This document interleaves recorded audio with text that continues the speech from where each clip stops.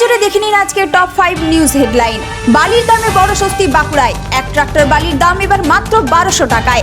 আগে যেখানে দাম ছিল 4 থেকে 5000 টাকা, সেখানে প্রশাসন, খাদান মালিক ও বিধায়কদের বৈঠকের পর নেওয়া হয়েছে বড় সিদ্ধান্ত।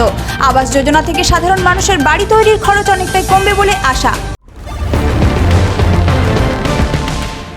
অবশেষে স্বস্তির বৃষ্টি বাঁকুড়ায়। দীর্ঘ দাবদাহ আর অস্বস্তিকর গরমের পর এবার অবশেষে বৃষ্টিতে ভিজল বাঁকুড়া। কালো মেঘ আর ঝোড়ো হাওয়ার সঙ্গে নামলো স্বস্তির জল। তীব্র গরম থেকে কিছুটা হলেও মুক্তি পেলেন সাধারণ মানুষ।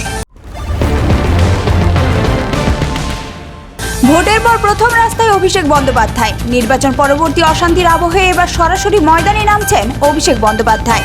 দলীয় সূত্রের খবর, আক্রান্ত তৃণমূল কর্মীদের পাশে দাঁড়াতেই শনিবার থেকে শুরু হচ্ছে বিশেষ কর্মসূচি। বাংলায় 650 কোটি টাকার বড় বিনিয়োগ আমলের। বিজেপি সরকার ক্ষমতায় আসার পর 1 মাসের মধ্যে বাংলায় বিশাল বিনিয়োগের দাবি ঘিরে চর্চা তুঙ্গে। সোশ্যাল মিডিয়ায় ভাইরাল পোস্ট অনুযায়ী আমূল আনতে চলেছে 650 কোটি টাকার মেগা প্রকল্প।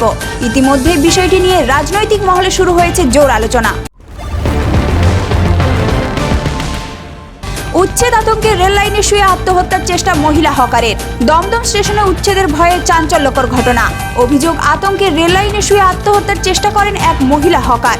ঘটনাকে কেন্দ্র করে তীব্র উত্তেজনা ছড়ায় এলাকায়।